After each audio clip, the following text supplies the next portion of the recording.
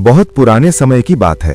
राजपूताना की तपती धरती पर बसा एक समृद्ध और सुंदर नगर था, जहां दूर दूर तक शांति और खुशहाली की चर्चा हुआ करती थी। इस नगर पर एक ऐसे राजा का शासन था जिसकी दयालुता और न्यायप्रियता के किस्से सरहदों से बाहर तक मशहूर थे। कहा जाता था कि उसके राज में न तो किसी को अन्याय का डर था और न ही भूख का। लोग चैन की नींद सोते थे, किसान निश्चिंत होकर खेती करते थे और व्यापारी ईमानदारी से व्यापार करते थे। राजा का न्याय इतना निष्पक्ष था कि अमीर और गरीब, ऊंच नीच का कोई भेद नहीं रहता। अपराधी चाहे कितना ही ताकतवर क्यों न हो, सजा से बच नहीं पाता था। इसी कारण लोग कहते थे कि इस राज्य में शेर और बकरी भी एक ही घात पर पानी पी लेते हैं। हर ओर शांति थी, हर दिल में संतोष। राजा का परिवार छोटा था। रानी सौम्य स्वभाव की, धर्मपरायण और करुणामयी थी।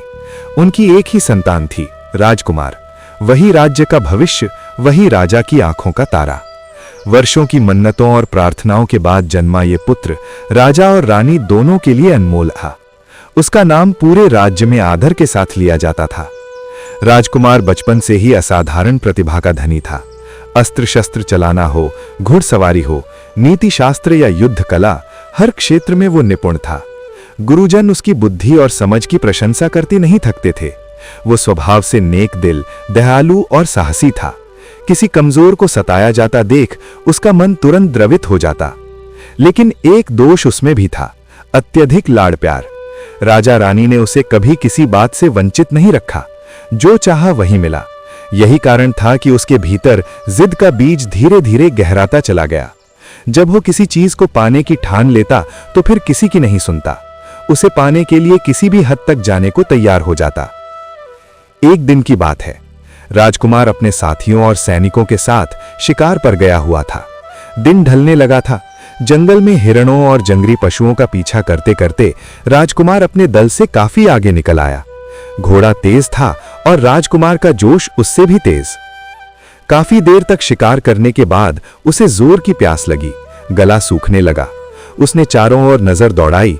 जंगल अब पीछे छूट चुका था और सामने एक बस्ती दिखाई दे रही थी। जैसे जैसे वो आगे बढ़ा, उसे समझ आ गया कि यह धोबियों का मोहल्ला है। जगह जगह पानी से भरे टब, कपड़े धोते लोग और धूप में फैले रंग बिरंगे वस्त्र नजर आ रहे थे। राजकुमार ने घोड़ा धीमा कर लिया। तभी उसकी नजर एक घर की छत पर गई। वहां एक युवती खड़ी थी। वो अपने लंबे, काले और घुंघराले बाल धूप में सुखा रही थी। हवा में लहराते हुए बाल किसी काली घटा जैसे लग रहे थे और उन्हीं के बीच उसका चेहरा ऐसा चमक रहा था मानो बादलों के बीच से पूर्णिमा का चांद झांक रहा हो। राजकुमार एक क्षण के लिए ठिठक गया। उसकी आंखें जैसे उसी पर अटक गईं। उसने जीवन में कई सुंदर स्त्रियां देखी थीं, राजमहल की दासियां, सामंतों की कन्याएं, दूर दराज के राज्यों से आई राजकुमारियां, लेकिन ऐसी मोहक सुंदरता उसने कभी नहीं देखी थी। उस युवती की सुंदरता में कोई बनावट नहीं थी, कोई आडंबर नहीं था। वो सहज थी, शांत थी और फिर भी अलौकिक लग रही थी। संयोग से युवती की नजर भी राजकुमार पर पड़ गई। सामने एक राजसी वस्त्रों में सजा युवक घोड़े पर सवार उसे निहार रहा था। वो घबरा गई। पल भर में उसने दुपट्टा उठाकर अपने चेहरे और बालों को ढक लिया और तेजी से सीढ़ियों से नीचे उतर गई। युवती के ओझल होते ही राजकुमार जैसे किसी गहरे स्वप्न से जागा। उसका दिल जोर जोर से धड़क रहा था। वो समझ ही नहीं पा रहा था कि यह क्या हुआ। उसी क्षण दूर से उसके साथियों और सैनिकों की आवाजें सुनाई देने लगीं। वे उसे ढूंढते हुए वहीं आ पहुंचे। अब राजकुमार के पास रुकने का कोई बहाना नहीं था। उसे मजबूरन महल लौटना पड़ा, लेकिन उसका मन वहीं उसी छत पर अटका रह गया था। रास्ते भर उसकी आंखों के सामने वही चेहरा घूमता रहा। घोड़े की टापों की आवाज भी उसके विचारों को तोड़ नहीं पा रही थी। महल पहुंचकर भी उसकी बेचैनी कम नहीं हुई। रात भर वो करवटें बदलता रहा। न उसे नींद आई, न चैन मिला। सुबह होते ही उसने अपने विश्वास पात्र नौकरों को बुलाया और उस मोहल्ले, उस घर और उस युवती के बारे में पता लगाने का आदेश दिया। कुछ ही समय में सच्चाई सामने आ गई। वो कोई राजकुमारी नहीं थी, न किसी सामंत की बेटी। वो एक साधारण धोबी की बेटी थी। ये सुनते ही राजकुमार के भीतर एक अजीब सी हलचल मच गई। प्रेम, जिद और अहम तीनों आपस में टकराने लगे। उसे लगा जैसे उसका दिल उसी लड़की के पास कहीं छूट गया हो। यहीं से उस कहानी की शुरुआत हुई जिसने आगे चलकर न सिर्फ राजकुमार का जीवन बदला बल्कि धरती और परियों की दुनिया के बीच का रहस्य भी खोल दिया। धोबी की बेटी के बारे में सच्चाई जानने के बाद राजकुमार का मन और भी बेचैन हो उठा। जिस क्षण उसने ये जाना कि वो कोई राजघराने की कन्या नहीं बल्कि एक साधारण धोबी की बेटी है, उसी क्षण उसके भीतर छुपी जिद पूरी ताकत से जाग उठी। उसने तय कर लिया, अब चाहे कुछ भी हो जाए वो उसी से विवाह करेगा। राजकुमार ने खाना पीना छोड़ दिया। वो अपने कक्ष में पड़ा रहता, किसी से बात नहीं करता। उसकी आंखों में वही चेहरा बसा रहता, छत पर खड़ी वो युवती, उसके काले बाल, झिझकती हुई नजरें। 3 दिन बीते, फिर 1 हफ्ता, फिर 2, पूरे 3 हफ्ते निकल गए। राजकुमार की हालत दिन ब दिन बिगड़ती जा रही थी। आखिरकार राजा और रानी को इस बात की खबर लगी। राजा को जब ये पता चला कि उनका पुत्र एक धोबी की बेटी से विवाह करने की जिद पर अड़ा हुआ है तो वे गहरी चिंता में पड़ गए। वे जानते थे कि उनका बेटा स्वभाव से नेक है, लेकिन उसकी जिद खतरनाक रूप ले सकती है। राजा ने अपने सबसे विश्वास पात्र और बुद्धिमान व्यक्ति गांव के मुखिया को बुलवाया। मुखिया उम्र में बुजुर्ग था, जीवन के उतार चढ़ाव देख चुका था। उसने राजकुमार के स्वभाव को भी भली भांति समझ रखा था। राजा ने सारी बात उसे बता दी। मुखिया कुछ देर सोचता रहा, फिर बोला, महाराज, इस समय राजकुमार को रोकना आग में घी डालने जैसा होगा। ये जवानी की जिद है, आप उसे उसकी मनमानी करने दीजिए। 2-4 दिन उस लड़की के साथ रहेगा तो खुद ही समझ जाएगा। बाद में आप किसी राजकुमारी से उसका विवाह करा दीजिए। राजाओं के यहाँ एक से अधिक रानियां होना कोई नई बात नहीं है। मुखिया की बात राजा को जच गई। उन्होंने सोचा कि यही सबसे सुरक्षित रास्ता है। जिद भी टूट जाएगी और राज्य की प्रतिष्ठा भी बनी रहेगी। अगले ही दिन राजा ने राजकुमार को अपने पास बुलाया। राजकुमार डर और उम्मीद के बीच खड़ा था। राजा ने गंभीर स्वर में कहा, हमने तुम्हारी जिद और तुम्हारी इच्छा को देखते हुए यह निश्चय किया है कि तुम्हें उस लड़की से विवाह करने की अनुमति दी जाती है। राजकुमार की आंखों में चमक आ गई। उसे विश्वास ही नहीं हुआ कि उसकी जिद इतनी आसानी से मान ली जाएगी। उसने खुशी से सिर झुका लिया। उधर धोबी और उसकी पत्नी को महल से बुलावा भेजा गया। जैसे ही उन्होंने यह सुना कि राजमहल से उन्हें बुलाया गया है, दोनों के पैरों तले जमीन खिसक गई। डर से उनके हाथ कांप रहे थे। वे सोच रहे थे कि हमसे ऐसी कौन सी गलती हो गई कि राजकुमार ने बुलावा भेजा है। कांपते हुए वे महल पहुंचे। राजकुमार ने बिना भूमिका बांधे साफ कहा, हम तुम्हारी बेटी से विवाह करना चाहते हैं, तुम लोग तैयारी करो। धोबी को जैसे वज्रपात हुआ, वो अवाक रह गया। राजकुमार को उम्मीद थी कि धोबी और उसकी पत्नी खुशी से रो पड़ेंगे, उसके पैरों में गिर जाएंगे, लेकिन ऐसा कुछ नहीं हुआ।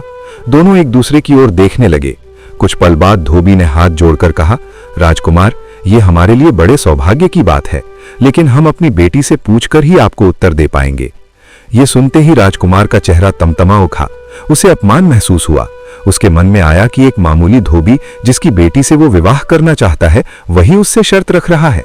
लेकिन वो लड़की के प्रेम में बंधा हुआ था। उसने अपने गुस्से को दबाते हुए कठोर स्वर में कहा, हमें इनकार सुनने की आदत नहीं है। अगर मना किया तो तुम्हारा पूरा खानदान जेल में होगा। डर के मारे धोबी और उसकी पत्नी चुपचाप सिर झुकाकर चले गए। घर पहुंचकर उन्होंने सारी बात उस लड़की को बताई। लड़की शांत थी। उसने बिना घबराए कहा, ठीक है, मैं विवाह के लिए तैयार हूं, लेकिन राजकुमार से कह दीजिए कि मेरी 4 शर्तें हैं। अगर उन्हें मंजूर हो तभी मैं बारात स्वीकार करूंगी। धोबी की तो सांस ही अटक गई। उसे डर था कि कहीं ये शर्तें उसकी मौत का कारण न बन जाएं। अगले दिन वो कांपते हुए महल पहुंचा और राजकुमार को लड़की का संदेश सुनाया। राजकुमार पहले तो आग बबूला हो गया। उसका मन किया कि उसी क्षण तलवार निकालकर धोबी का सिर धड़ से अलग कर दे, लेकिन फिर उसके भीतर का प्रेम और जिज्ञासा जागी। वो जानना चाहता था, आखिर एक धोबी की बेटी ऐसी कौन सी शर्तें रख सकती है। वो उसी समय धोबी के साथ उसके घर पहुंच गया। 2 कमरों का छोटा सा मकान था। नीचे धोबी और उसकी पत्नी रहते थे। ऊपर की मंजिल पर लड़की का कमरा था। नीचे वाले कमरे में एक पर्दा लगा दिया गया।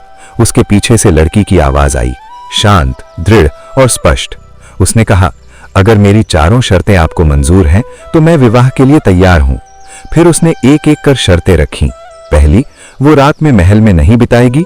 दूसरी, राजकुमार उससे बात करने या छूने की कोशिश नहीं करेंगे। तीसरी, वो महल का पानी तक नहीं पिएगे। चौथी, अगर उसे उंगली से भी छुआ गया तो वो हमेशा के लिए चली जाएगी। राजकुमार हर शर्त पर मन ही मन हंसता रहा। उसे पूरा भरोसा था कि शादी के बाद ये सब शर्तें अपने आप टूट जाएंगी। उसने ऊंचे स्वर में कहा, हमें तुम्हारी सारी शर्तें मंजूर हैं। अब बारात की तैयारी करो। लड़की ने बस इतना कहा, तो फिर आप बारात लेकर आइए। यहीं से एक ऐसे विवाह की नींव पड़ी जो आगे चलकर पूरे राज्य और स्वयं राजकुमार के जीवन को उलट पलट देने वाला था। राजकुमार ने बिना किसी धूमधाम के केवल 2-4 विश्वास पात्र मित्रों के साथ बारात निकाली। न शहनाइयां बजीं, न नगर में उत्सव हुआ। यह विवाह किसी राजसी आयोजन से अधिक एक जल्दबाजी भरा निर्णय लग रहा था। फेरे पूरे हुए और धोबी की बेटी, जो अब राजकुमार की पत्नी थी, घूंघट में लिपटी हुई महल में लाई गई। महल के दरवाजे उसके लिए खुले थे, लेकिन उसका चेहरा जैसे बंद था। उसने भारी साड़ी पहन रखी थी और इतना बड़ा घूंघट निकाल रखा था कि आंखों की झलक तक न दिखती थी। राजा और रानी इस विवाह में सम्मिलित नहीं हुए। वे चुपचाप अपने कक्षों में रहे, न पूरी तरह असंतुष्ट, न पूरी तरह सहमत। सिर्फ राजकुमार की एक विश्वासपात्र दासी वहां मौजूद थी, जो नई बहू की सेवा के लिए नियुक्त की गई। शाम ढलते ही एक अजीब दृश्य सामने आया। दासी ने आकर धीरे से कहा, राजकुमार, गाड़ी तैयार है। नवविवाहिता बिना कुछ बोले उठी, उसी घूंघट में लिपटी हुई बाहर आईं और गाड़ी में बैठ गईं। राजकुमार कुछ समझ ही नहीं पाया, वह स्तब्ध खड़ा रह गया। अगली सुबह वह उसी साड़ी में, उसी घूंघट में महल लौटी। आकर वह एक कुर्सी पर बैठ गईं, न इधर देखती न उधर। दिन भर न उसने कुछ खाया, न कुछ पिया, न किसी से बात की। सूरज ढला तो वह फिर उठी और चली गईं। पहला दिन बीता, फिर दूसरा, फिर तीसरा। राजकुमार को लगा था कि कुछ दिनों में सब सामान्य हो जाएगा। उसे विश्वास था कि शर्तें सिर्फ कहने भर की थीं, लेकिन हफ्ते बीतते गए और कुछ भी नहीं बदला। 3 महीने निकल गए, फिर 6 महीने। हर दिन वही क्रम, सुबह आना, चुपचाप बैठना, शाम को चले जाना।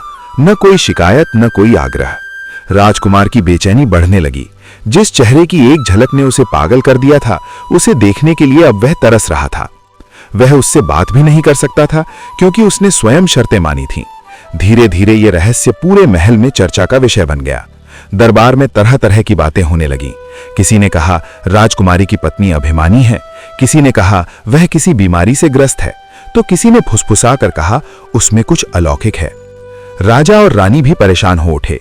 उन्होंने कई बार राजकुमार से पूछना चाहा, लेकिन उसका मन पहले ही टूट चुका था। आखिरकार राजा ने धोबी को बुलवाया। धोबी डरते हुए महल पहुंचा। राजा ने शांत स्वर में कहा, तुम अपने बेटी को समझाते क्यों नहीं? अब वह हमारी बहू है, महल में रहना चाहिए, इस तरह रोज चले जाना उचित नहीं। धोबी ने कांपते हुए हाथ जोड़ दिए। उसकी आंखों में डर और सच्चाई दोनों थे। महाराज, उसने कहा, वह हमारी बेटी है ही नहीं। राजा और राजकुमार दोनों चौंक गए। धोबी ने आगे बताया, एक दिन वह हमारे घर आई, बोली इस दुनिया में मेरा कोई नहीं, मुझे अपनी बेटी बनाकर रख लीजिए। हम निसंतान थे, उसकी सुंदरता और सरलता देखकर हमने उसे रख लिया। वह ऊपर के कमरे में रहती थी। हम नहीं जानते कि वह कहाँ खाती है, कहाँ जाती है। कभी कभी मेरी पत्नी के पास बैठ जाती है और उसे माँ कहती है। उसने हमें कसम दी थी कि किसी से कुछ न कहें। यह सुनकर राजकुमार के भीतर कुछ टूट गया। जिस प्रेम के सहारे वह जिद पर अड़ा था, वही अब शून्य में बदलने लगा। धोबी को छोड़ने के बाद राजकुमार देर तक सोचता रहा। अब न उसे विवाह का गर्व था, न प्रेम का सुख। हर ओर उसे केवल रहस्य और खालीपन दिखाई देता था। एक रात उसने निर्णय ले लिया। बिना किसी को बताए वह महल से निकल पड़ा। सिर्फ अपनी विश्वास पात्र दासी को बुलाया और कहा, मैं जा रहा हूं। कहा, मुझे खुद नहीं पता। पिताजी या मेरे बारे में कोई पूछे तो कह देना कि मैं यात्रा पर गया हूं। दासी की आंखों में आंसू आ गए। वह राजकुमार की पीड़ा समझती थी। उसने सिर झुकाकर अनुमति दे दी। राजकुमार ने कोई शाही वस्त्र नहीं पहने, सिर्फ साधारण कपड़े, एक थैला और टूटा हुआ मन लेकर वह निकल पड़ा। वह मालिया पर्वत की ओर बढ़ गया। दिनों तक भटकता रहा, कभी जंगलों में, कभी वीरान रास्तों पर। भूख, प्यास और थकान से उसका शरीर कमजोर होने लगा, लेकिन उससे ज्यादा कमजोर उसका मन था।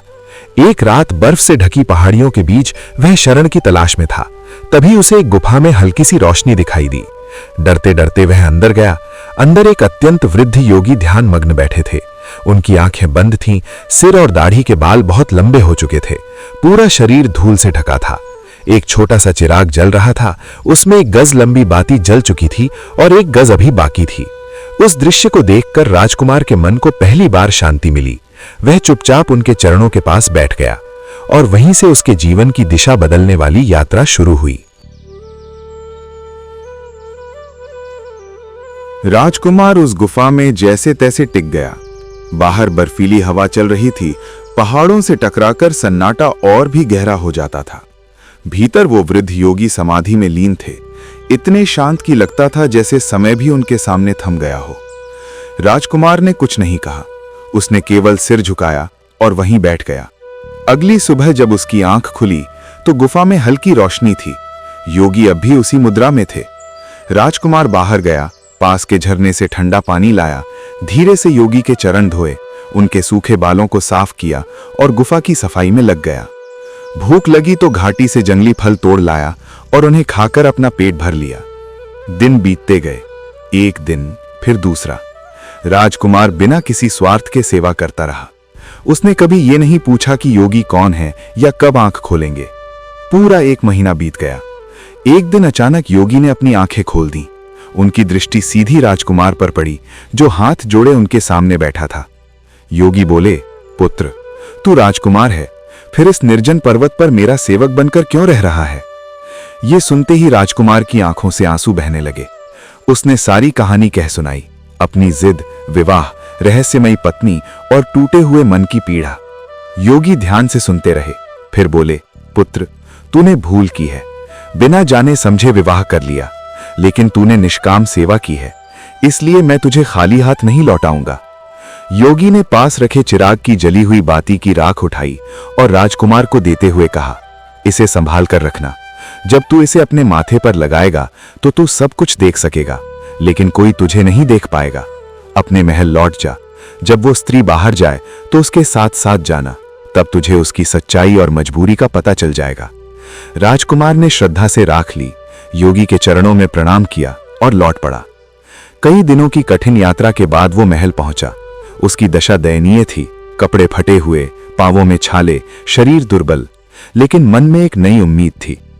महल में प्रवेश करते ही उसने देखा, वो स्त्री उसी कुर्सी पर बैठी थी, उसी गंदी साड़ी और घूंघट में, जैसे कुछ भी बदला ना हो। दासी राजकुमार को देखकर खुशी से रो पड़ी। आप कहां चले गए थे? राजा और रानी रोज पूछते थे। राजकुमार ने स्नान किया, वस्त्र बदले और भरपेट भोजन किया। उसने दासी से पूछा, क्या मेरे जाने के बाद भी वो रोज आती रहीं? दासी बोली, हां राजकुमार, उसके नियम में कोई फर्क नहीं आया। उस शाम जैसे ही गाड़ी तैयार हुई, राजकुमार ने योगी की दी हुई राख माथे पर लगाई और चुपचाप उसके पीछे चल दिया। अब वो अदृश्य था। उसने देखा गाड़ी धोबी के घर पहुंची। वो स्त्री सीधे ऊपर वाले कमरे में गई। राजकुमार भी उसके पीछे गया। कमरे में कदम रखते ही वो स्तब्ध रह गया। ये कोई धोबी का घर नहीं था। सोने चांदी का कालीन, चमकती हुई कुर्सियां, महल से भी अधिक भव्य सजावट।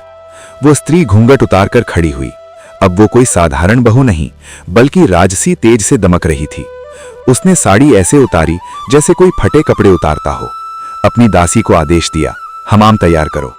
हमाम में भाप उठ रही थी। राजकुमार अदृश्य रूप से उसके साथ भीतर गया। वो पानी डालती, 1 कटोरा। राजकुमार 4 कटोरा पानी उड़ा देता। पानी बार बार खत्म हो जाता। फिर भोजन का आदेश हुआ। दासी छत पर गई, आकाश की ओर हाथ उठाया। आसमान से थाल उतरा, सोने चांदी के बर्तनों में भरे व्यंजन। वो स्त्री 1 निवाला खाती, राजकुमार 4। भोजन खत्म हो गया। वो फिर भूखी रह गई। कुछ देर बाद आकाश से वस्त्र उतरे। दासी ने उसे सजाया, मोतियों से बाल गूंथे। फिर वो छत पर आई। आकाश से उड़न तख्त उतरा। वो उस पर बैठ गई। राजकुमार ने तख्त का पाया पकड़ लिया। तख्त उड़ चला, चांद तारों से ऊपर। वो इंद्रलोक पहुंचे। राजा इंद्र का भव्य दरबार सजा था। अप्सराएं बैठी थीं। उस स्त्री के नृत्य ने सबको मंत्रमुग्ध कर दिया। राजा इंद्र ने प्रसन्न होकर उसे रेशमी रुमाल दिया। वो उसे लेकर तबला वादक की ओर आई। राजकुमार ने रुमाल उठा लिया। फिर अंगूठी मिली, फिर मोतियों का हार। राजकुमार सब अपने पास रखता गया। रात के अंत में तख्त फिर नीचे उतरा। राजकुमार वापस महल लौटा। अब उसके पास उत्तर थे, लेकिन रहस्य अभी पूरी तरह खुलना बाकी था।